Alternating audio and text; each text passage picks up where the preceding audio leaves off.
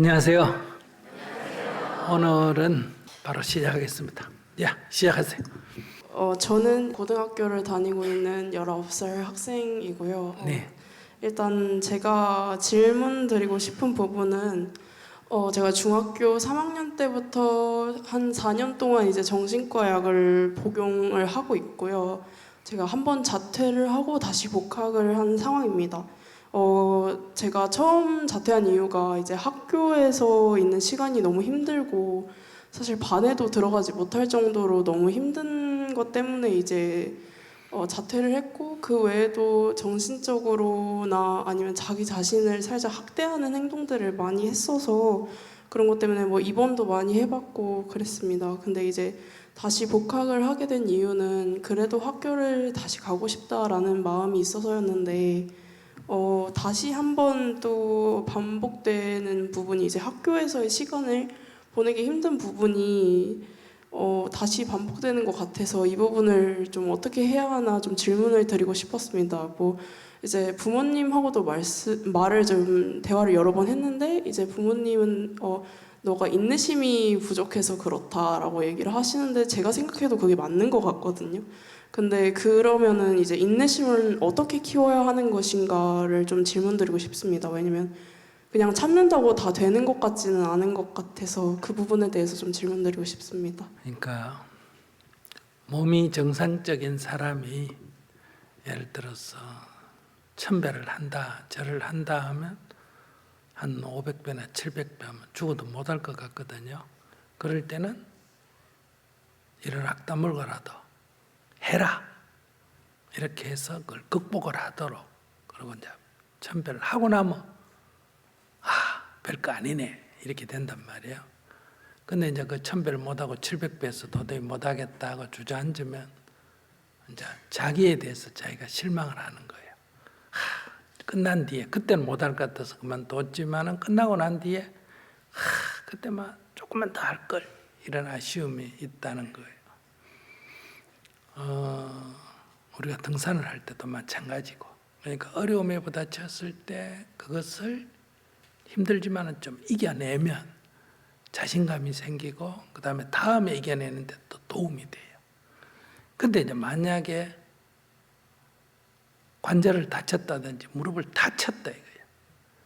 그래서 700좀 하니까 다리가 너무 아파서 못하겠다. 그거를 이겨내라 이래가지고 밀어붙이면 어떻게 되느냐. 이제 그러면 이제 큰 상처가 나게 된다. 그러면 이제 병원에 가서 치료받아도 고치기가 쉽지가 않다 이 말이에요. 그러니까 이게 고장이 났을 때는 그 자리에서 멈추고 그 다음에 그건 치료를 받아야 되는 거란 말이에요. 그러니까 이게 병이면 치료를 받아야 되고, 이상이 없는데 심리적으로 힘드는 거는 이제 이겨내면 된다 이런 얘기야. 근데 자기 같은 경우는 지금 정신적으로 약간 질병을 앓고 있다 이렇게 볼 수 있어. 그러니까 육체가 괜찮고 정신적으로 어려우니까 부모 입장에서는 조금만 참으면 된다, 이겨내면 된다, 자꾸 이렇게 얘기할 수밖에 없다 이거예요. 그러나 정신질환을 겪고 있는 사람 입장에서는 그걸 도저히 이겨낼 수가 없는 그런 심리 상태다. 여기에 만약에 계속 이겨내라고 너무 밀어붙이면 이제 이게 번아웃 된다 이거예요. 자, 미쳐버린다 이 말이 한마디로. 그래서 그 자기가 도저히 학교 가면 막 불안하고 도저히 학교를 못 다니겠다, 심리적 불안이 심하다. 그러면 이거는 그래도 학교를 가야 되느냐, 안 가야 되느냐 이렇게 사물을 보면 안 돼. 내가 가서 견뎌보려고 하지만은 막 도저히 불안하고 막 힘든다. 그러면 이건 누구한테 가야 되냐? 의사한테 가야 돼. 의사한테 가서 의논을 해야 된다 이거예요. 그런데 만약 약이 조금 약하다. 그러면 약 처방을 약간 높이면 좀 덜하다. 그러면 이제 약을 먹으면서 다니면 된다 이런 얘기예요. 근데 이것은 의사가 봤을 때 약 처방도 필요하지만은 현재와 같은 그런 정신적 불안 상태로서는 외부 자극을 안 주는 게 좋다. 즉 쉬는 게 좋다 이 말이야. 그러면 학교를 쉬어야 되는 거야.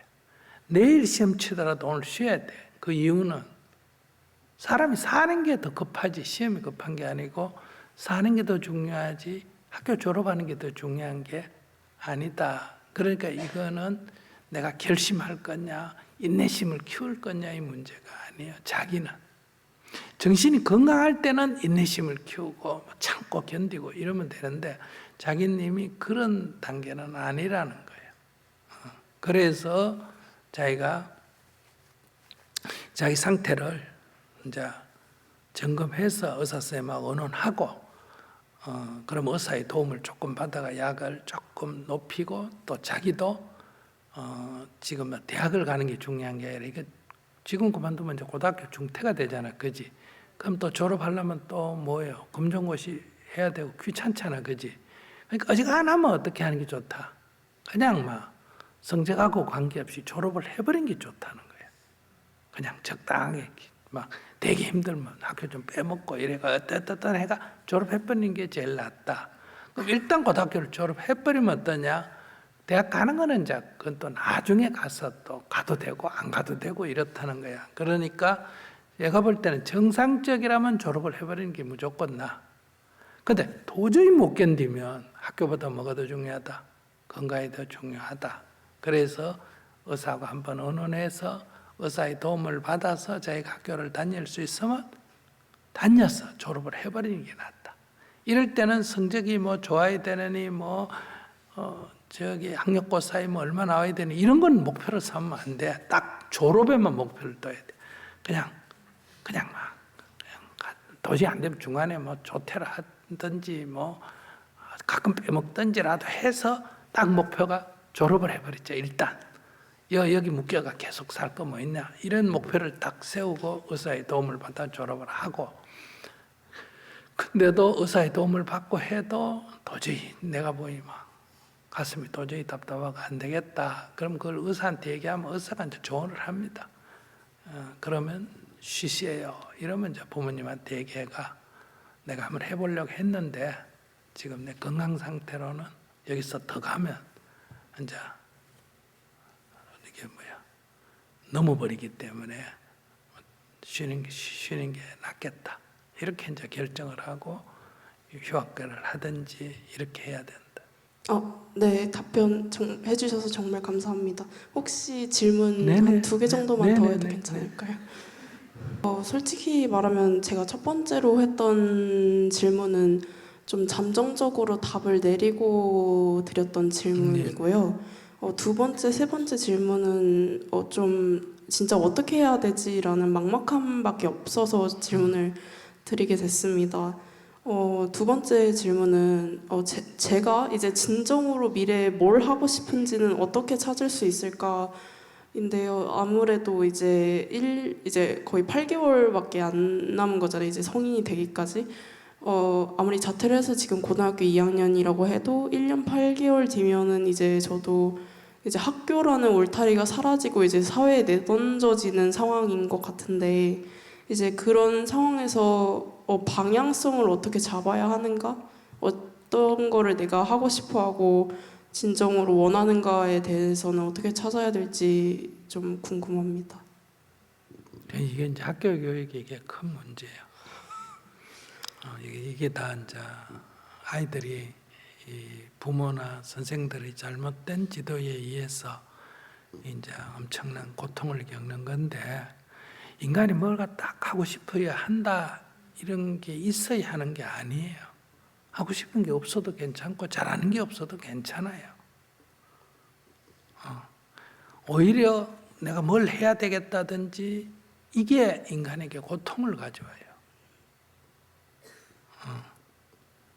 옛날에는 내가 체육을 하고 싶다, 음악을 하고 싶다, 내가 하고 싶은 게 있어도 선생님이나 부모가 하고 싶은 걸 무시했어요. 난 진짜 음악을 하고 싶은데 음악회가 뭘 먹고 사나? 법대 가라. 정말 체육을 하고 싶은데 체육한다고 그게 뭘 먹고 사나? 그게 무슨 공부고? 어디 가라? 이런 식으로 했던 시대가 있었다 이 말이에요. 이러다 보니까 자기 하고 싶은 걸 못했어. 그러니까 집안을 뭐 너는 살리려면 뭐 상고를 가가지고 뭐 은행에 취직해라, 너는 뭘 해가 뭘 해라. 우선 돈이 되는 거를 우선적으로 선택하지 개인의 그 성향이나 취향이나 이런 걸 무시해 버렸다는 거예요. 그러니까 이제 사람이 이제 돈은 벌었지만은 먹고는 살지만은 자기 하고 싶은 걸 못 하니까 답답할 거 아니에요. 그래서 이제 노래를 취미로 하거나 체육을 취미로 하거나 이렇게 했다 이 말이에요. 근데 이제 우리 사회가 조금 먹고 살만해졌다 이 말이에요. 그러니까 이제 이거를 장려하게 된 거예요. 네가 진짜 하고 싶은 거 해라. 이렇게. 네 하고 싶은 거 있으면 네가 해라. 지금 뭐 체육한다고 못 먹고 사는 것도 아니고 오히려 이제 이런 경제가 좋아지고 문화가 자꾸 이렇게 권장되다 보니까 뭐 피아노 잘 쳐가 유명해지는 사람, 뭐 노래 잘해가 유명해지는 사람, 뭐 축구 잘 쳐가 유명해지는 사람, 골프 잘 쳐가 유명해지는 사람. 옛날에는 그런 거는 학교에서 그런 거 못하게 했는데 이제 이런 일이 생기니까 이제 거꾸로 이제 선생과 또 학부형이 어때요? 이제 거꾸로 자꾸 그런 이제 강조하네. 어릴 때부터 잘하는 걸 찾아가지고 어릴 때부터 조기 교육해야 된다. 이렇게 해가지고. 그리고 이번에는 또 뭐, 니 뭐 좋아하노? 니 잘하는 게 해라. 자꾸 이러니까 이제 전에는 잘하는 게 있는 게 문제였다면 이제 잘하는 게 이제 없는 게 문제. 하고 싶은 게 니는 어떻게 하고 싶은 것도 없나? 니는 네 진로도 네가 못 정하나? 이렇게 돼가지고 지금 이런 사람들이 이제 큰 고통에 빠지는 거예요. 그러니까 특별히 하고 싶은 거 없는 게 오히려 정상이에요, 사실은. 그 엄마가 그런 얘기 자꾸 하거든. 엄마 닌 건 뭐 하고 싶었나 물어봐라. 지도 별로 하고 싶은 것도 없어놓고 그래. 그러니까 하고 싶은 거 특별히 없어도 아무 문제가 없어. 하고 싶은 게 특별히 없으면 졸업하고 내가 뭘 하고 싶다 하면 딱 거기 취직을 해야 된다든지 그 학과를 가야 되는데 하고 싶은 게 특별히 없으니까 어때요? 뭐 여기 가도 되고 저기 가도 되고 그러잖아, 그지? 그러니까 뭐 대학 선택할 때도 쉬워. 그냥 뭐 아무거나 그냥 가면 되고 직장 구하는 것도 쉬워. 뭐 일자리 아무데나 있으면 가면 돼. 왜? 특별히 내가 뭘 해야 되겠다 이런 게 없기 때문에. 그래서 이거는 좋은 거지 나쁜 게 아니야.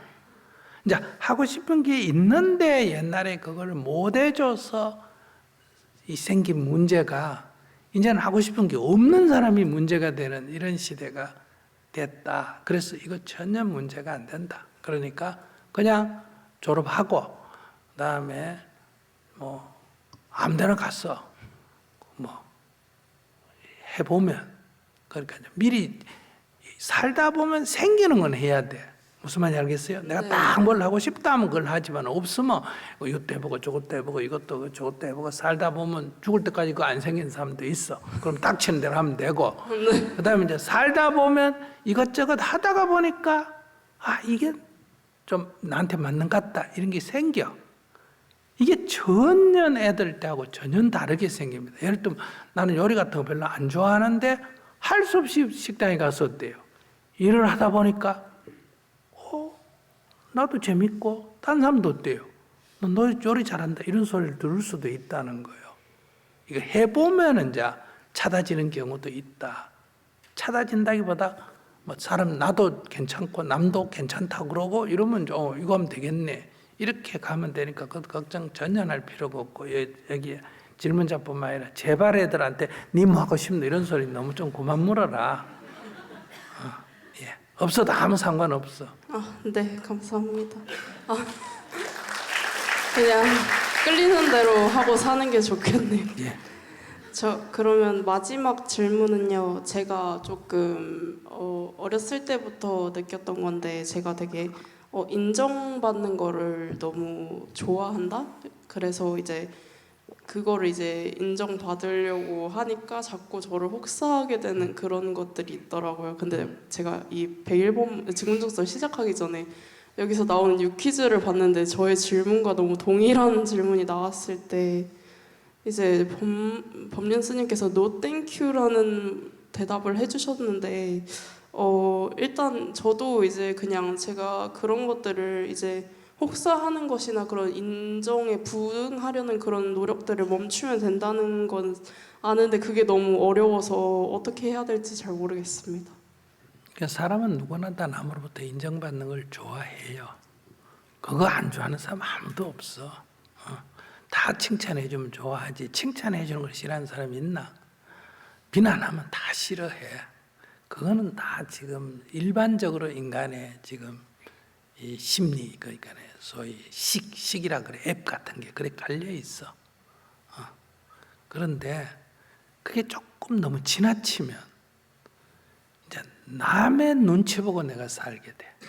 상대가 칭찬하면 칭찬 받으려고 막 너무 애걸복걸하게 되면 노예하고 똑같대. 노예하고. 그러니까 종은 항상 주인 눈치 보고 살아야 되잖아, 그죠? 오늘 주인이 기분이 좋은지 안 좋은지 뭐 주인 눈치 보고 그 기분에 맞추려고 애쓰고 이렇게 살아야 된다 이 말이야. 그것처럼 내가 너무 남의 눈치를 보는 습성이 있으면 내가 노예로 살게 된다. 노예로 살고 싶으면 눈치 보고 살면 돼. 근데 내가 노예로 살고 싶지 않으면 눈치는 그냥 비난 안 받을 정도. 너무 눈치 없는 사람도 있거든요. 그래도 어느 정도 남의 눈치도 조금 보고 살아야 안 되나? 뭐 나는 눈치 안 본다. 나는 주인이다. 너가 뭐라 하든 난 상관없어. 이러고 막 옷도 벗고 다니고 이러면 안 되잖아. 그럼 미친놈 소리 들으니까 어느 정도 눈치를 봐야 돼. 스님도 눈치를 어느 정도 봐야 안 되나? 강의하면서 알아듣나 못 알아듣나 좋아하나 안 하나 이런 건 어느 정도 눈치 봐가면서 조정을 하지. 막 신나고 혼자서 강의하는데 시간이 넘은데도 막 계속 떠들고 있다 이러면 여러분들이 볼 때 좀 안 좋잖아. 어느 정도 이렇게 시간이 오버되더라도 어느 정도고 어떤 거를 이렇게 적당하게 맞춰야 된단 말이야. 그래, 그런 눈치는 좀 봐야 돼, 사람이 살면서. 그런데 너무 눈치를 많이 보면 노예가 된다 이거야. 그래서 너무 눈치를 보는, 내가 항상 칭찬에 약하고 눈치를 너무 본다 하면 내가 약간 노예근성이 있구나 이렇게 자각을 하고, 이렇게 앱이 이렇게 깔린 걸 어떻게 할 수 없단 말이에요 지금. 그럴 때는 조금 이제 덜 보는 쪽으로 약간 비난받는 걸 한번 연습해 보는 거지. 요거도 먹는 걸 연습해 보고 칭찬 안 해주는 걸 연습을 해 보는 거예요. 이렇게 면역력을 좀 키워가는 거지. 그러면 이게 이제 칭찬받는데 너무 목매달면 이걸 뭐라 그러냐, 좀 속된 말로 사랑고파병이라 그래. 아시겠어요? 네. 그러니까 이게 사랑을 너무 갈구하는 거야. 그래서 뭐 남이 칭찬해주고 이뻐해주는 거에 막 너무 목매달면 이러면 오히려 사랑을 못 받아. 왜? 귀찮게 생각해 사람들이. 너무 막 가서 이래. 그러니까 내가 사람들은 다 나를 좋아하기를 원해. 근데 그 좋아하는 게 너무 막 옆에 와서 알짱거리면 어때요? 그럼 스토킹이라 그래. 너무 따라다니면. 아시겠어요? 네. 그래서 그 사람이 오히려 미워져. 그래서 이 남으로부터 인정받는 것이 필요는 한데 그게 내가 봐서 좀 지나치다 하면 이게 사람으로부터 사랑받는 게 안 되고 미움받기 쉽고 사람이 약간 이렇게 좀 멀리 하려고 그래. 내가 가까이 가면 사람들이 귀찮아 여기고 이렇게 되기 때문에 결과적으로 나한테 안 좋아. 그러니까 사랑받을 수 없는 조건이 된다. 그래서 적절히 내가 그런 게 내 마음속에 일어나 갈구하는 걸 자꾸 느끼면 야, 너 지금 노예근성이야. 노예근성이야. 너가 주인이야. 너 노예 아니잖아. 너 주인이야. 특별히 세상에 무리를 안 일으킬 정도면 남의 시선은 좀 무시하고 살아. 이렇게 자기에게 자기가 자꾸 주의를 좀 주면 좀 조금은 개선이 될 수 있다. 네, 감사합니다. 제 3가지 질문 들어주시고 답변해 주셔서 정말 감사합니다. 네. 안녕하세요, 스님. 네. 사실 저는 2주 전에 한번 질문했었었는데요. 네네. 그때 짝사랑하는데 그 사람이 안 좋아서 좀 수치스럽다. 고백은 아직 안 했는데요. 지금은 이제 차일 기회를 좀 노리고 있는 상황이고, 네. 정 막 보고 싶은 마음이 들 때는 챗 GPT한테 좀 상담을 하거든요. 근데 이거는 약간 보고 궁금하시지 않으겠지만 보고를 좀 드리고 싶었어요. 이렇게 잘하고 있다고. 네, 지금 그때 안 한 얘기도 사실 있는데 그때 이 얘기를 더 했었으면 좋았을 것 같아요. 사실 지금 30대 중반에 접어들었기 때문에 지금 이렇게 결혼을 못하고 있다는 점도 좀 열등감 있고 그리고 이제 좀 더 어려워지지 않을까 이런 마음이 있어서 좀 서글퍼질 때가 가끔 있어요. 그래서 지금은 뭔가 요즘 막 외로움에 대한 생각도 많이 해가지고 그냥 이 마음을 다 다잡고 좀 정진도 해서 그냥 혼자 열심히 잘 살아야지 이렇게 약간 마음을 굳게 좀 다잡았거든요. 근데 이렇게 제 자신에게 다시 돌아와서 초점을 맞춰 보니까 이제는 삶에 대한 고민이 되게 많이 들어요.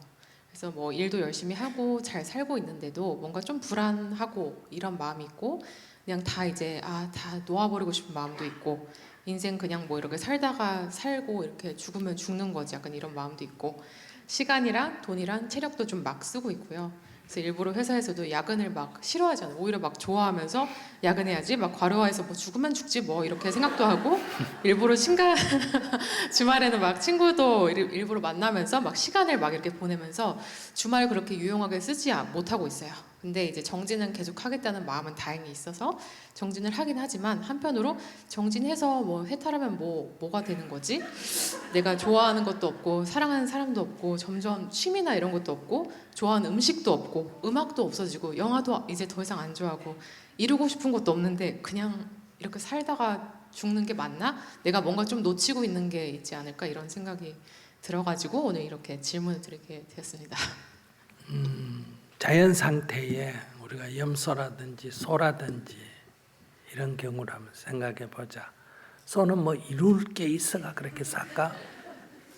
소는 뭐 맛있는 게 매일 뭐가 있어서 찾아다니까? 그 법문은 많이 들어서 사실 다람쥐 얘기 항상 들으면서 이렇게 사는 게 좋지 이렇게 생각을 해서 오히려 자유로워 오히려 좋아 이러고 있는데 공허해질 때가 좀 있어요. 그냥 공허해지면 뭐 공허해져야 공허하네 이러면 되지 뭐. 알아차리면 되는 거야. 근데 뭔가 뭐 맛있는 거 안 먹는데 왜 공허하지 이러고 공허하게 지내고 살면 되지. 그러니까 이거는 일종의 정신질환에 속해. 이거 병원에 가서 치료받을 수준까지는 아닌지 몰라도 이런 것은 다 우리 대부분이 다 정신적인 좀 질환을 갖고 있거든요. 자기 같으면 지금 이렇게 뭐 특별히 자기가 원하는 걸 목표로 해가 막 하면 이제 너무 지친다 그러고 그걸 놓으면 뭐 삶이 무의미해진다 그러고 그래서 이래도 문제고 저래도 문제고 이런 게 다 질환에 들어간다는 거예요. 그러니까 어떤 사람을 내 맘대로 막 하려다 안 되면 에이 그래 죽더니 말더니 네 맘대로 해라 이런 식으로 가는 거는 이게 이제 집착을 놓는 게 아니라 이거는 외면이거든요. 외면. 그러니까 자기가 지금 이게 내가 내 맘대로 해야 된다는 걸 아직 못 놓는 거예요. 그게 뜻대로 안 되니까 에이 될 대로 되라. 지금 이런 식으로 지금 행동을 하고 있어. 근데 뭐 그것도 괜찮아. 이런 식으로 또 좀 하다 보면 내가 이래 살아야 되나 해가 또 따다다다다 또 집착을 할 거예요. 하다가 보면 또 건강도 안 좋으면 이런다고 뭐가 되노 해가 또 그냥 에이 모르겠다 될 대로 되라. 이런 이제 몇 번 왔다 갔다 하면서 어때요? 좀 교정이 될 거예요. 그래서 뭐 하는 대로 한번 해봐요. 한다 해봐. 그냥. 달리 무슨 병이 없어. 안 그러면 이제 신경정신과에 가서 의사하고 상담을 해서 약간 이게 이제 약을 먹으면 흥분이 될 때는 약간 가라앉아 줄까. 좀 심리를 좀 가라앉히고 약간 다운이 될 때는 약간 높여주거든요. 그러면 조금 자기 상태가 지금 뭐 병까지는 아니더라도 심리가 지금 왔다 갔다 하는 이런 상태예요.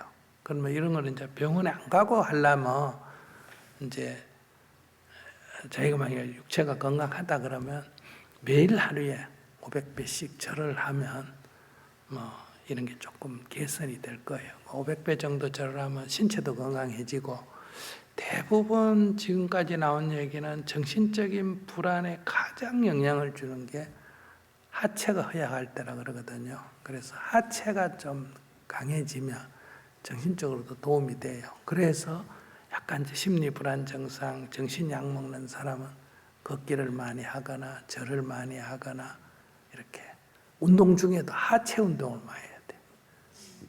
그래서 그 말씀도 많이 들어서 1080회도 좀 가고 그러니까 가끔 하고 네. 그러면 안 되고 그리고 조깅을 좀 매일. 하거든요. 매일 네, 더 많이 하겠습니다. 되는 대로 한번 살아봐. 감사합니다. 30대가는 자기가 되게 나이 많은 것 같지 나이가 들어서 30대 보면 별 나이 아니야. 별 나이 아니야. 30대 좀 더 헤매도 괜찮아. 아직 40까지 안 됐으니까 좀 더 헤매도 되니까. 그런데 이제 이 선을 넘는 게 뭐 놀아도 되고 이래도 되는데 연애를 해도 되고 되는데 이러다 보면 이제 어떤 선을 넘어버리면 돌이키기가 어려워. 이랬다가 저랬다가 해도 되는데 예를 들면 결혼을 딱 해버리면 갑자기 이혼한다는 게 굉장히 어려워져. 그리고 결혼을 하든 연애를 하고 이러다가 애가 딱 생겨버렸다 이러면 이걸 돌이키기가 굉장히 어려워지는 문제가 있어. 그래서 이랬다 저랬다 할 때는 선을 안 넘어야 돼. 그래야 이랬다 저랬다 하는 선을 안 넘는 선에서는 이랬다 저랬다 하는 거는 뭐 괜찮아. 그래서 제가 청년들에게 뭐다 방황해도 괜찮다 하는 거거든요. 그걸 하다 보면 이제 약간 이게 이랬다 저랬다 하는 게 도가 약간 넘어가 선을 넘어버리게 되면 이제 그걸 마음대로 이랬다 저랬다 하면 사회적 비난을 받게 돼. 그렇기 때문에 이제 선을 넘게 되면 이제 받아들여야 돼. 그냥 이제 그 이랬다 저랬다 하는 그만해야 돼. 내가 선택 안 해도 받아들여야 돼. 우린 꼭 선택해야 받아들인다 이렇게 생각하잖아. 스님은 스님 되는 건 내가 선택 안 했어. 그래도 받아들이고 살잖아. 그러니까 하다가 보면 어떤 선을 넘어버리면 그냥 주어진 짐에 그냥 하자. 물에 빠진 짐에 조개나 줍자. 이렇게 그냥 받아들이고 사는 방법이 있어. 그래서 그것도 괜찮아. 이래저래하면 선을 넘으면 그냥 받아들이고 살고 안 넘으면 좀 왔다 갔다 좀 더 하고 이렇게 좀 긍정적으로 봐야 돼. 상태를. 근데 핵심은 자기는 심리 불안이야. 이런저런 문제가 아니고 심리가 불안하기 때문에 지금 계속 이렇게 왔다 갔다 하는 거야.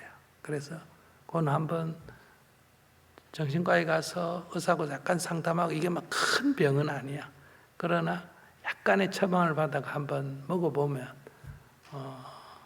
훨씬 도움이 된다. 먹어봤더니 별 차이 없다면 안 하면 되는 거고 먹어봤더니 조금 심리가 안정이 되네 이러면 괜찮은 거예요. 네, 다음. 안녕하세요, 네. 스님. 제가 여쭤보고 싶었던 건 회피랑 포기를 하는 것과 욕심을 내려놓는 것의 차이가 뭔지 궁금하고요. 그리고 아침에 법륜 스님이 잠깐 스쳐 지나가는 말씀으로 정신을 차리고 사는 것이라는 말씀을 하셨거든요. 그럼 정신을 차리고 사는 것이 어떤 건지 구체적으로 궁금합니다. 정신을 차리고 사는 거는 정신이 없는 사람한테 해당되는 얘기. 그런가요? 걸어가는 사람 보고 걸어가라 이런 얘기 합니까? 앉아가 쉬고 있으니까 걸어가라 하듯이 아침에 그 사람이 약간 정신줄을 놓고 있기 때문에 정신을 차려라 이렇게 얘기하는 거고요. 그 다음에 이제 욕심이라는 건 뭐뭐를 하고 싶다고 욕심이라고 생각하시면 안 돼요. 뭐뭐를 하고 싶다 하는 건 욕심이 아니에요. 그냥 욕구, 그냥 하고 싶다 하는 거지. 그런데 하고 싶은데 안 된다고 실망을 하거나 괴로워하면 그건 욕심이라는 거예요. 그러니까 하고 싶은 거는 욕심인지 아닌지 아직 몰라. 근데 그게 안 됐을 때 괴로우면 그건 욕심이에요. 근데 안 됐을 때 안 괴로우면 그건 욕심이 아니에요. 욕심이라고 말하지 않습니다. 예를 들어서 내가 뭐 감자를 캐는데 내 생각대로 잘 안 돼. 그러니까 막 불평이 생겨. 뭐 연장이 왜 이래, 호미가 왜 이러냐, 밭이 왜 이렇게 딱딱하냐. 이렇게 하면 이거는 욕심에 들어가는 거예요. 근데 이렇게 캐다 보니까 내 뜻대로 안 되니까 호미를 한번 바꿔보고 그것도 안 되니까 또 뭐 딴 걸 가져와서 삽을 가져와서 한번 해보기도 하고 이렇게 여러 가지로 연구해서 그것이 되는 쪽으로 자꾸 이렇게 시도를 한단 말이에요. 이래 해보고 저래 해보고 이래 해보고 저래 해보고 그러면 이건 안 되는 게 괴롭지는 않아요. 그러면 왜 욕심이라고 말하냐 하면 그걸 하려면 횟수가 더 늘어나든지 노력이 더 되든지 연구가 더 돼야 되는데 그걸 안 하고 결과만 바란다는 거예요. 그런 과정을 생략하고 결과가 됐으면 좋겠다. 이게 욕심이에요. 자전거를 타는데 누구나 다 처음 타면 넘어지잖아. 그죠? 자기는 안 넘어지고 타고 싶다. 그럼 이런 거를 욕심이라고 해요. 내가 자전거를 타고 싶다는 욕심이 아니에요. 안 넘어지고 타고 싶다 이렇게 마음을 내기 때문에 넘어지면 자전거가 문제인가? 나는 자전거가 안 맞는가? 이렇게 해서 괴로워서 그냥 자전거 타는 걸 포기한다. 그러면 그거는 욕심에 빚어져요. 그런 거는 이제 포기, 낙담 이런 건 다 욕심에서 빚어지는 거고 이제 욕심을 안 내면 어떠냐? 넘어지면 일어나서 또 시도하고 넘어져서 일어나서 또 시도하고 이렇게 연습하듯이 연습을 하는 거예요. 욕심이 아닌 경우는. 그런데 이 자전거 고장이 났다든지 이 자전거가 뭐 내가 자전거 체질에 안 맞다든지 연습을 여러 번 해봤는데도 그게 잘 안 돼. 그럼 자기가 발견해. 아, 이건 안 되는 거구나. 이렇게 발견될 때는 그만둘 때 이게 낙담이 안 되는 거예요. 이건 포기가 아니에요. 이건 안 되기 때문에 그만두는 거예요. 우리가 보통 낙담을 하거나 포기를 하는 거는 이제 내 뜻대로 안 되니까 때려치우는 것을 의미한다 이 말이에요. 그래서 그건 구분이 됩니다. 그래서 여러분들이 가능하면 이렇게 보살이 나는 깨달음을 얻겠다. 뭐 나는 통일을 하겠다. 나는 뭐 뭘 하겠다. 우리는 사람은 늘 원을 세웁니다. 근데 그게 원인지 욕심인지는 그게 안 되는데 안 되면 또 해보고 이래 보고 안 되면 저래 보고 이래 보고 안 되면 저래 보고 이렇게 꾸준히 계속 방법을 찾아가면 원이라 그래요. 그러면 이제 이 사람은 능력이 자꾸 생겨. 그래서 원에는 힘이 생겨. 그래서 이걸 원력이라 그래요. 근데 욕심을 내면 어떠냐? 그냥 괴로워해. 그리고 포기할까 말까, 그만둘까 말까, 자꾸 이런 번뇌만 일으켜. 그래서 욕심은 버리라고 말하고 원은 세워라고 말하는 거예요. 근데 여러분들은 욕심하고 원하고 똑같은 거 아니야? 이렇게 생각하는데 구분이 잘 안 될 때는 안 됐을 때 어떤지를 보면 돼요. 원을 세운 사람은 안 된 걸 갖고 문제 안 삼아. 안 되면 또 이렇게 보고 이래 안 되면 저렇게 보고 이렇게 연구를 하지. 또 새로운 시도를 하지. 괴로워하거나 낙담하거나 이렇게 하지 않는다는 거예요. 그러니까 여러분들이 안 됐을 때 실망이 생겼다. 안 돼가 너무 실망이다. 안 돼가 너무 낙담이 된다. 포기하고 싶다. 이런 생각이 들면 그건 다 욕심에 빚어지는 거예요. 네, 감사합니다. 네. 그리고 하나 더 여쭤보고 네네. 싶은 게 있었는데요. 제가 100일 출가를 알게 됐는데 네네. 그거를 가을부터 하는 건 왜 없는지 혹시 한번 건의드리고 싶었어요. 언제부터? 그게 가을? 봄부터 6월까지 하는 프로그램이 1년에 한 번 있고 그 가을부터 하는 건 없더라고요. 있는데 2번 있는데. 있나요? 예. 아, 감사합니다. 신청하겠습니다.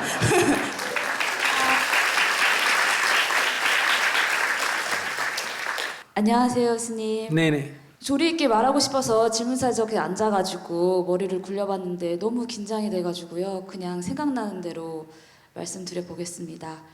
저는 제가 마음에 들지 않습니다. 일단은 질문을 하려고 자리에 앉아 있었었는데 너무 긴장한 나머지 눈물이 나올 것 같았어요. 일단 그 모습 자체도 마음에 안 들고요. 옆에 자신 있게 이렇게 얘기하는 다른 분들을 보면서 나는 왜 저 사람처럼 저렇게 이야기하지 못하지?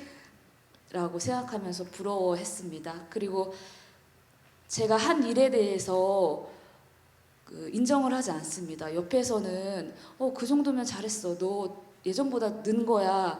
이렇게 피드백을 많이 주는데 이거는 다 누구든지 할 수, 이 정도는 누구든지 할 수 있어라고 생각을 하면서 제가 한 일에 대해서 인정을 하지 않습니다. 예, 그리고 그랬는데 제가 그 중에 인정하는 게 한 가지 있었습니다. 지금 카메라에 제가 어떻게 잡힐지는 모르겠는데 제가 지금 39인데요. 예전에 젊었을 때는 예뻤어요. 예뻤는데 그거 하나는 제가 스스로 인정을 했었단 말이에요. 제가 자신은 내세울 거 하나도 없지만 그래 난 좀 예뻐. 됐어. 그냥 그렇게 하고 지내온 세월이 있었었는데 어느 순간 정신 차리고 보니 나이가 39씩이나 먹었고 배가 막 나오고 얼굴은 자꾸 검해지고 너무 못생긴 거예요. 요즘 젊은 친구들 너무 많은데 그러면 난 이제 내세울 게 없는 거죠. 그러니까 자존감이 막 낮아지면서 난 진짜 아무것도 잘하는 것도 없고 내세울 것도 없네. 나이만 많이 들어있는 이제 곧 아줌마네? 이런 식으로 자꾸 생각이 들면서 그러니까 못마땅한 거예요. 마음에 들지 않는 거예요. 근데 이럴 때 그래 나는 태생부터 자존감이 낮아. 난 태생부터 자긍심이 없어 라고 자꾸 이렇게 생각이 든단 말이죠. 그래서 제가 자꾸 미워 보이는데 어떻게 하면은 자존감을 높일 수 있을지, 어떻게 하면은 이미 난 늙어가고 있어요. 늙어가는 내 자신을 받아들일 수 있을지 그런 것들이 좀 궁금합니다, 스님. 궁금하시겠다.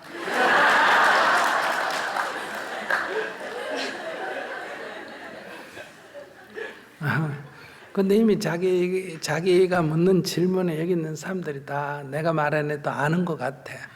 첫째, 말을 잘해요, 못해요? 잘하지. 그러니까 자기가 볼 때 다른 사람 말 잘하는 것 같은데 자기 말할 때도 옆에 사람들 볼 때는 말 잘한다 이렇게 생각해. 그런 건 그 얘기가 답이라는 얘기가 무슨 얘기냐 하면 자기는 문제가 전혀 없어. 문제가 없는데 자기가 자기를 인정을 하지 못하는 거는 자기가 약간 과대망상증이 있어서 자기가 자기를 너무 높이 평가하는 거예요. 그러니까 지금 현실에 있는 이 자기가 아니고 나는 이런 사람이 돼야 한다 하는 그 자기에 대한 상을 너무 높이 설정하고 있는 거예요. 쉽게 얘기하면 이제 우리가 나는 인물은 배우같이 생겨야 되고 노래는 가수같이 해야 되고 운동은 선수같이 해야 되고 법문은 스님같이 해야 되고 이렇게 자기를 이렇게 너무 높이 설정을 한 거야. 이래 놓으니까 현실에 있는 내가 노래를 불러보니 가수보다 못하고 얼굴은 보니까 배우보다 못하고 말은 스님보다 못하고 이런 식으로 운동은 선수보다 못하고 나는 하는 게 하나도 없어. 내가 노래를 잘하나, 내가 인물이 잘생겼나, 내가 운동을 잘하나, 내가 말을 잘하나 이런 병이라는 거예요. 그러니까 이 세상에 좋은 건 다 갖다가 이렇게 합해가지고 그걸로 나를 삼는다 이 말이에요. 그러니까 현실에 있는 이 나가 딴 사람 볼 때는 아무 문제가 없는데 그 기준에 나에 볼 때는 현실에 있는 내가 말도 잘 못하고 운동도 잘 못하고 공부도 잘 못하고 노래도 잘 못하고 자꾸 이렇게 이제 평가가 돼서 마치 자기가 열등한 존재인 것 같이 생각을 한다. 그러니까 실제 하는 이 나는 잘생긴 것도 아니고 못생긴 것도 아니고 잘난 사람도 아니고 못난 사람도 아니야. 그건 늘 법문할 때 얘기하지만 이 컵은 큰 것도 아니고 작은 것도 아니야. 이 마이크하고 비교하면 작은 게 되고 이 컵 뚜껑하고 비교하면 뭐가 된다? 큰 게 된다 이 말이야. 크다 작다는 것은 이 컵이 있는 게 아니고 내가 인식을 할 때, 내가 생각을 할 때 비교해서 생각하는 데서 생긴 거야. 그래서 일체를 마음이 짓는다 이렇게 말해. 깨끗하니 더럽니 값비싸니 값이 싸니 뭐 잘생겼니 못생겼니 하는 것은 존재에 있는 게 아니고 그것을 인식하는 나의 마음에서 그게 일어나는 거예요. 그래서 일체가 다 마음이 짓는다 이렇게 말해. 이걸 일체유심조라 그러지. 이걸 금이라면 금이 되고 은이라면 은 된다 이런 뜻이 아니야. 일체유심조라는 말이. 분별이 크다 작다는 분별이 마음에서 생기는 거지 존재 있는 게 아니다. 그것처럼 자기의 존재는 잘난 것도 아니고 못난 것도 아니고 그냥 존재일 뿐이라는 거예요. 이 존재를 내가 기준을 높이 설정하면 이게 못나 보이고 기준을 낮게 설정하면 자기가 잘나 보이는 거야. 그러면 다른 사람은 자기에 대해서 과대망상증이 없어. 그러니까 자기에 대해서 기준을 높이 설정을 안 한다는 거야. 남이 자기를 생각할 때는. 그러니까 뭐다? 잘하네? 이렇게 얘기하는 거예요. 그만하면 잘하지? 이러는 거예요. 근데 나는 나를 너무 높이 설정해 놓으니까 못해 보이고 이게 잘하는 거야? 다른 사람도 다 이 정도는 하지 않냐? 자꾸 이렇게 생각이 든다. 이런 얘기요. 그러니까 남이 나보고 잘한다 해도 잘하는 게 아니고 내가 나를 못한다 해도 못하는 게 아니라는 거예요. 그냥 나는 나일 뿐이야. 컵은 컵일 뿐이야. 근데 그것이 어떻게 기준, 뭐하고 비교하느냐에 따라서 이게 작아 보이기도 하고 커 보이기도 하는 것처럼. 근데 자기가 욕심 많다는 것은 자기가 그 환영, 나라고 하는 환상의 나를 그리고 있기 때문에 거기에 집착하고 있기 때문에 현실에 내가 부끄러운 거야. 거기 비교해서 보면. 그래서 죽어버리고 싶거나 막 이런 이제 병이 심해지면 이제 집 밖에 안 나가고 방 밖에 안 나가고 이래. 왜? 내가 너무 초라해 보이기 때문에. 그런 이제 병에 걸려 있는 거예요. 그래서 내가 말하는 거야. 잘난 병에 걸렸다. 자기는 나보고 나는 못났다고 얘기하는데 그 못났다는 그 병이 잘나고 싶은데 따르는 병이라는 거예요. 잘나고 싶다에 집착하니까 결국 못난 병이 들어버렸어. 계속 잘나고 싶어해. 그러니까 우리는 자기 보고, 스님은 자기 보고 젊다 그래. 왜? 나를 기준으로 보니까. 아시겠어요? 근데 자기는 이미 지나간, 여기 비교할 때 꼭 할머니들하고 비교해가 이 정도면 이쁘네 이러면 되는데 자기는 꼭 자기보다 훨씬 젊은 사람하고 비교해가 내가 많이 늙었다 이렇게 생각을 하는 거예요. 뭐든지 좋은 걸 갖고 비교하는 거예요. 그러니까 나보다 돈 많은 사람 비교해가 난 돈도 없고, 나보다 젊은 사람 비교해가 난 나이도 늙었고, 나보고 말 잘하는 사람 비교해가 나는 말도 못하고, 이러니까 자기는 잘한 게 하나도 없지만 앞으로 그렇게 살다 죽었어요.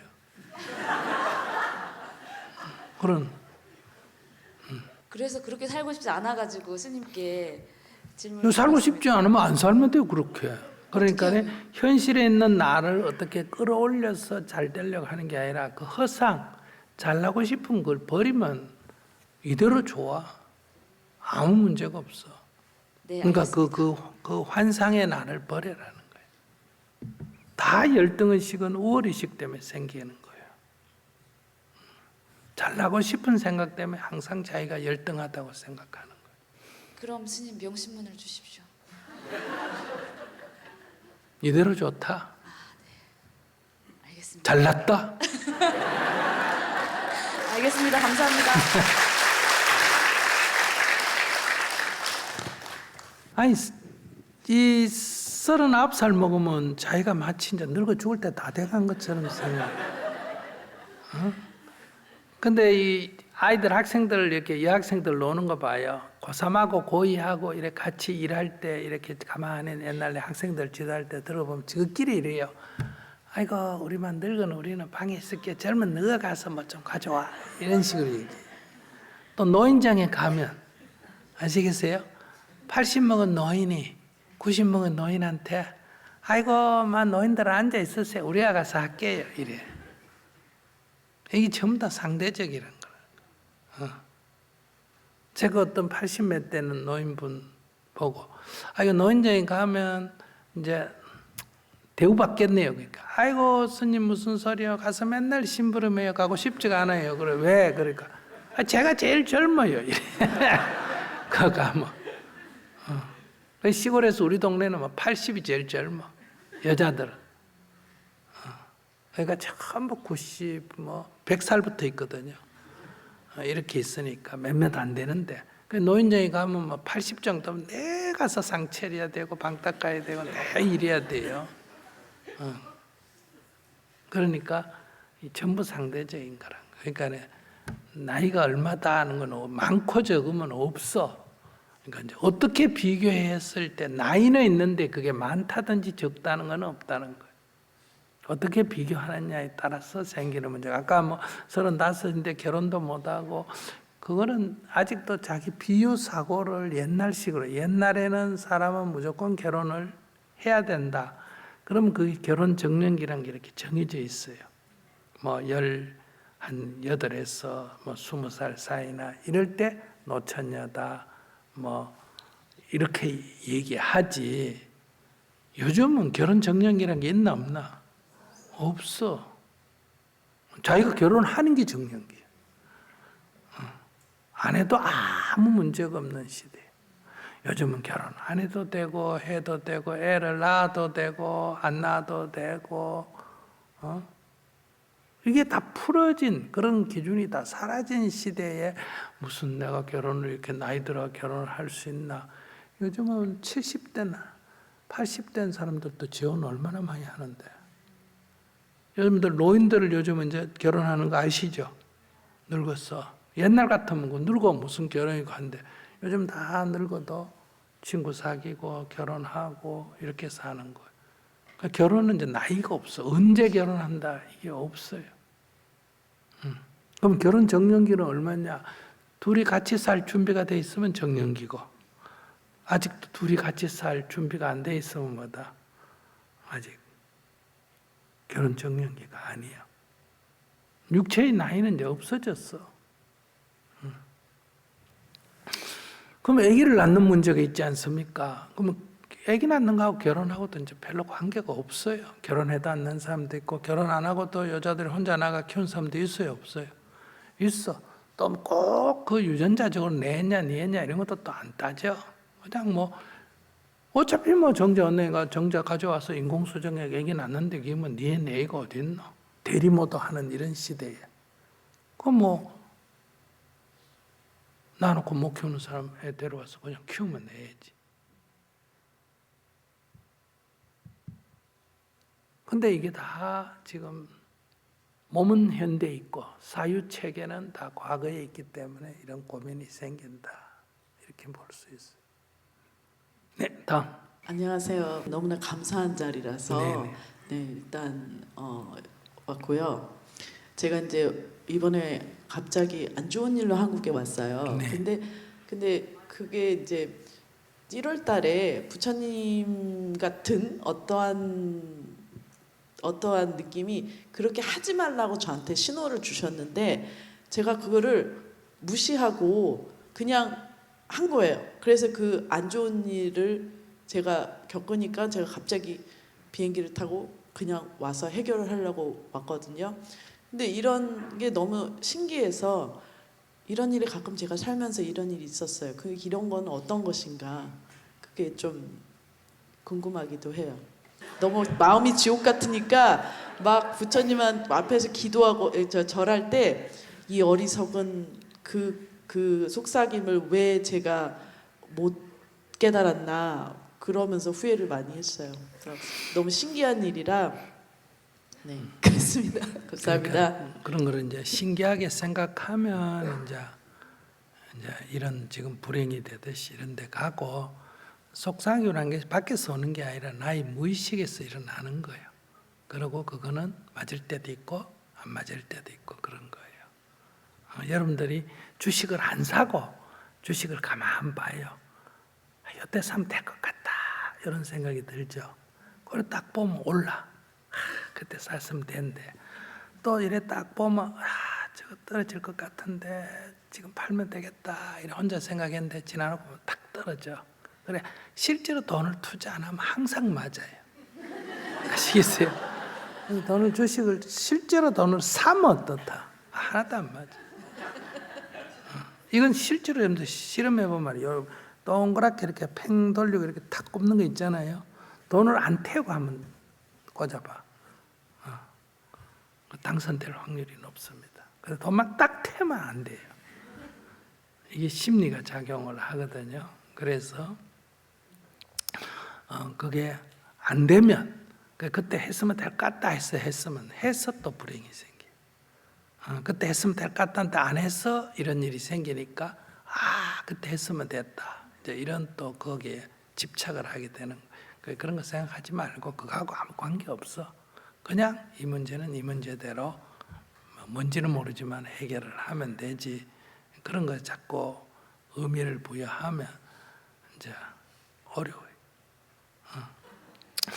그러니까 이게 그래서 종교적인 믿음은 어떤 때는 남이 아무리 안 되고 실망할 일도 그거를 끝까지 밀고 나가는 데는 힘이 돼야 안 돼요. 그런 힘이 돼요. 이런 믿음을 가진 사람. 대신에 이제 완전히 명신에 빠져서 이 객관성을 완전히 상실하는 또 우가 있어요. 그래서 믿음은 두 가지 특성이 있습니다. 믿음은 포기를 안 하고 가는 장점이 있는 반면에 이게 포기해야 될 때를 또 몰라요.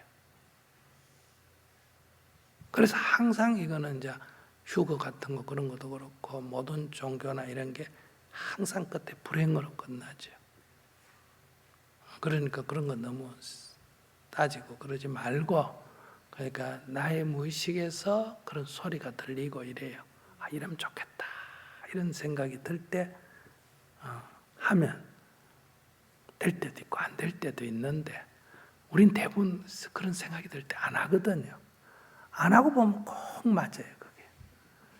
그래서 이제 자기 그런 거에 신뢰를 하게 돼요. 그래서 그런 생각 하지 말고 그냥 일 처리하고 그냥 가시면 좋겠어요. 감사합니다. 네. 제가 남편에게 되게 아직도 고개를 뻣뻣이 이렇게 서 있고 숙여지는 마음이 계속 들지를 않는 거예요. 왜 그런가 이제 생각을 해보니까 아직도 내가 남편을 내 뜻대로 이끌려고 하는 마음이 참 내가 강하더라고요. 그래서 남편이 뭔가 내 뜻대로 해주면 그때는 이제 기분이 좀 좋았고 괜찮다가 남편이 뭔가 내 뜻대로 해주지 않으면 뭔가 더 괴로운 거예요. 그래서 이제 뭐 수행을 하니까 이제 그런 마음이 좀 떨쳐지기는 하는데 아직도 그런 마음이 들 때마다 나는 왜 남편에게 이렇게 숙여지지가 않지? 남편을 이해하는 마음이 이렇게 별로 들지가 않나? 이런 마음들이 자꾸 이렇게 들면서 내가 욕심이 많고 내 뜻대로 하고 싶어하는 마음이 강한 줄을 알겠는데 그래도 이런 마음이 이제 정진을 하면서 좀 들어야 되는데 들지 않고 계속 바라고 기대하는 마음도 많고 그리고 이 사람이 뭔가 자기 나름대로 취미 생활이 있는데 그런 것도 내 뜻대로 안 되니까 약간 그런 말을 했을 때 이렇게 부딪히는 경향들도 있고 해서 이걸 좀 어떤 관점으로 제가 수행을 하면 좀 더 내가 남편에게 숙여지고 이해하는 마음을 낼 수 있을까 좀 이런 마음들을 좀 많이 결혼을 잘못했네요. 똑똑한 남자를 구하지 왜 그렇게 모자란 남자를 구했어? 자기가 생각할 때 남편이 나보다 못하다고 생각하나 나보다 괜찮다고 생각. 저보다 괜찮은 사람입니다. 그럼 자기가 잘못됐지. 나보다 괜찮은 사람이라면 남편한테 맡겨야지. 근데 제가 위로받고 남편이 저를 좀 이렇게 뭔가 따뜻하게 좀 안아줬으면 하는 마음들이 강한데 남편은 그러지 못하는 사람이거든요. 아니 뭐 다 큰 여자를 뭐 좋다고 안아주는. 뭐 어린애도 아니고. 제가 아직 애기인 것 같기도 하고요. 그러니까 자기가 어린애 같은 생각을 하지. 근데 참 착각도 유분수제. 자기가 뭐 이쁘고 젊다고 남자가 자기를 보고 이뻐해주고 안아주고 사랑한다고 말해줄 거라 그런 기대를 왜 하지? 아니 기대하지 않는데 이상하게 그런 마음이 자꾸 생기니까. 그거 착각이지. 자기가 거울 앞에 한번 들여다봐.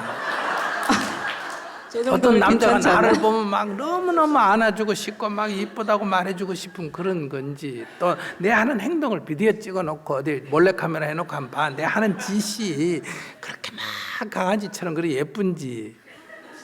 아이고 참. 그렇게 강아지처럼 예쁘게 하지는 못하고 있는 것 같은데 그래도 남편에게 잘 맞추려고 하고 잘 맞추려고도 하지만 자기도 자기가 잘 맞추려고 하니까 더 이 뭐라나 기대 심리가 더 큰 거예요. 그건 자기도 남편도 그래 못하니까 자기도 그냥 대명대명 살아봐. 지금 자기가 잘하고 사랑을 받고 싶다는 것이 더 비수행적이에요. 오히려 내가 대충 하고 사랑 안 받겠다는 게 훨씬 더 관계가 좋아. 근데 전보다는 제가 대충 하고 있거든요. 그런데 왜 또 사랑은 받겠다 그래? 전부 다 대충 하면서. 아이고, 그거 덤입사이지.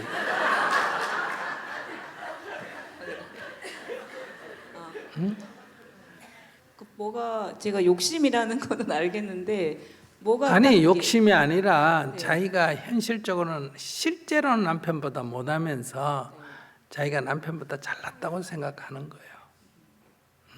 그러니까 나하고 살아 조금 해도 고맙습니다. 이렇게 기도해봐. 그렇게도 기도하고 있는데 근데 너 더 해봐. 자꾸 그러면 이제 갚버리가 없어 이제. 그럼 그때 가서 후회할 거야. 그러니까 뭐든지 다 맡겨 그냥. 자꾸 그거 주지도 않는데 그 끌떡거리고 왜부터가 자꾸 그래. 그냥 내 인생 살면 되지. 애기도 이제 어느 정도 컸을 거 아니에요? 아직 네. 어린애예요? 아니요 다 컸죠. 다 컸는데 뭘 그렇게 매달리고 살라 그래? 취미생활 하도록 놔놓고 자기는 그렇게 남편이 자기 취미생활 하면 나한테 간섭을 많이 하나 적게 하나? 그렇죠 적게 하죠. 좋게 하면 정대 활동하기 좋나 안 좋나? 네, 지금은 그렇게 생각하고 있어요. 그래. 네. 그래. 근데도 왜 이 마음이 자꾸 그러면 정대 활동 그만두고 그 완전히 붙어가지고 아까 저 누가 하니까 노예 생활하면 되지. 당신은 나의 왕이로서이다 하고 사랑받고 싶으면 딱 붙어. 껌딱지 붙듯이. 근데 그렇게 하기는 더 싫고 남편 마음은 지금 그 마음이거든요. 정토회 해서 너랑 나랑 많이 싸운다. 너가 정토회 하니까 나는 더 괴롭다. 이렇게 자꾸 얘기를 하거든요. 근데 그럼 저는 정태 그만두고 딱 붙어. 그러기는 그러면 내가 정퇴하면 남편 하는 걸 다 밀어줘. 내 정퇴 활동하도록 허용해줘서 감사합니다 하고 뭐든지 다 도와주라고. 그러니까 집에 들어가 정퇴를 한다고 딴짓하고 간섭은 다 하고 그게 누가 좋아하겠어? 내라도 싫어하겠어. 알겠습니다. 남편이 하는 거 그냥 밀어주겠습니다. 아니 나는 내 하고 싶은 거 다 하고 남편은 하고 싶은 거 못 하게 하고 그건 상식적으로 안 맞잖아. 그러니까 내가 내 하고 싶은 거를 하면 남편도 하고 싶은 걸 인정해주고 그 다음에 내가 남편을 좀 남편 같이 하고 싶은 걸 내가 못하게 하려면 나도 내 하고 싶은 걸 버리고 같이 남편 하는 걸 남편 하는 걸 같이 따라다니고 해도 남편이 싫어할 수도 있는데 나는 내 하고 싶은 거 다 하고 남편은 또 지 하고 싶은 거 못하게 하고 그럼 일요일 날은 정토회 활동한다고 내 컴퓨터나 쳐다보고 있으면서 남편은 또 어디 골프도 못 치러 가 등산도 못 가게 하고 이러면 웃기잖아. 아니, 그렇게 하지는 않는데요. 그러니까 자기 취미생활 하도록 좀 놔둬. 용돈도 넉넉히 주고 정대 활동하도록 해주는 거야. 얼마나 고마운 일이야. 네, 알겠습니다. 정대 활동 그만두든지 그러면. 그러기는 싫거든요. 아이고. 저러니까 이제 정토에만 요거도 먹는 거야. 저러니까. 그러면 이제 남편이 근데 너그 스님 그래 가르치더라 이런 소리나 하고 이제 그렇게 하는 거야. 네, 알겠습니다. 감사합니다. 네, 반갑습니다. 저는 원으로 배우자를 전법을 하는 걸 원을 세워서 이번에 성공을 했어요. 박수 받을 일은 아닌 것 같고 제가 건강을 잃었습니다. 그 덕에. 건강을 잃었는데 화요일 날 암 수술 아니 남편이 불교대학에 들어왔다고 자기가 암이 생겼나? 무슨 소리고 그 덕에 건강을 잃었다는 게 무슨 말이야? 와서 보니까 저는 굉장히 건강하게 잘 살았더라고요. 근데 애기 아빠는 저한테 너는 뭐 어쨌든 손가락질을 받을 만큼이라고 저를 여겼는데 일면식도 없는 스님은 저한테 너 잘 살아왔어라고 하신 말씀에 남이니까 그렇게 말해주지. 그러니까 제가 느낀 제 마음이었거든요. 그래서 그 힘으로 어쨌든 전법을 하고 싶었어요, 배우자를. 그래서 어쨌든 9년 만에 전법을 하긴 했는데. 전법을 했다는 게 뭐예요? 불교대에 왔다는 거예요? 네. 근데 제가 암이 걸렸는데 이렇게 실실 웃음이 나요. 슬프지가 않아요. 예, 이런 제가 괜찮은 건지 저도 잘 모르겠어서 주위의 시선이 뭐 괜찮기는 괜찮아. 좀 뭐 모지력이지. 그러니까 뭐 암이라는 이 단어가 크게 느껴져서 그런지 주위에서 무슨 암이에요? 위암입니다. 위암 몇 기? 초기. 그런 거는 여기서 꺼내지도 마세요. 그런 건 병축. 그죠? 이렇게 생각하면 되잖아요. 병축에도 안 들어가. 네. 그런 거는. 그런 거는 뭐 저기 내시경 갖고 잘라내든지 뭐 수술해가 잘라내면 아무 문제 없고. 요즘 위암 초기 같은 거는 암축이 안 들어가요. 네. 근데 그래서- 뭐 별일 아니니까 실실 웃지. 근데 주위에서 너무 안쓰러워해서 예. 9년 동안 밥도 한 번 안 먹었는데 밥 먹자 그러고 그러니까 이게 부담스럽습니다. 밥 먹으세요 그냥. 자기들 그걸 좋다는데 어떻게 싸주고 싶다는데 아픈 척 해요. 그러고 이제 그 병을 가지고 저기 전법을 하세요. 그 아픈 척 하면서 내 이거 마지막 소원인데 불교대학 입학해라 이렇게 하면 앞으로 10명은 가겠네. 아들부터 해보겠습니다. 예. 요즘 초파일날 우리 문화가 어때요? 부처님 오신 날 되면 내가 꼭 불교 신자가 아니라도 어때요? 저리 연등 하나 켤까? 이런 문화가 있잖아, 그죠? 그럼 이런 거를 우리가 연등을 켜면 복이 된다 안 된다를 떠나서 이런 문화를 이용해서 어때요? 우리 주위에다가 초파일 타고 왔는데 연등 하나 켜라 이렇게 할 수 있어요, 없어요? 쉽잖아. 평소에 그러면 약간 종교적으로 들리지만 문화적으로 이렇게 접근해가 그래서 한 번만이라도 이만이라도 받아가지고 지진 난 데도 보내주고 어디 보내주면 좋아요, 안 좋아요? 그럼 보이지 않게 복 짓게 하지 않습니까? 우리가 연말에 뭐 교회 안 다녀도 어때요? 구세군 두드리면 돈 넣어요, 안 넣어요? 나는 기독교 신자가 아니라고 안 넣나? 그냥 연말 되면 또 나타났잖아, 그죠? 구세군 나타나면 연말이구나 하면 돈 넣고 또 연말이 되면 크리스마스 기독교 신자 아니라도 우리가 연말 되면 이제 뭐 보시도 하고 이러지 않습니까? 그런 것처럼 이제 이렇게 하듯이 인연을 내가 이제 암이다 하는 인연을 알고 사람들이 이제 그렇게 하면 이제 그걸 슬쩍 이용해가 이렇게 이제 막 나를 위하는 척 하면 그래요. 너 진짜 나를 그렇게 위하나 이렇게 물어봐요. 위하면 네가 불교대학 다녔으면 내가 병이 나을 것 같은데 그렇게 얘기해서 이런 인연을 이용해서 교화를 하면 된다. 그러니까 시시를 웃죠. 잘 됐다. 이걸 이용해서 하면 되겠다. 이렇게. 그래서 이게 나옵니다. 경에. 요마가사가 병이 걸린 짐에 병을 핑계로 이렇게 문병 온 사람을 교화를 하지 않습니까? 그런 것처럼. 자, 오늘 여기까지 하겠습니다.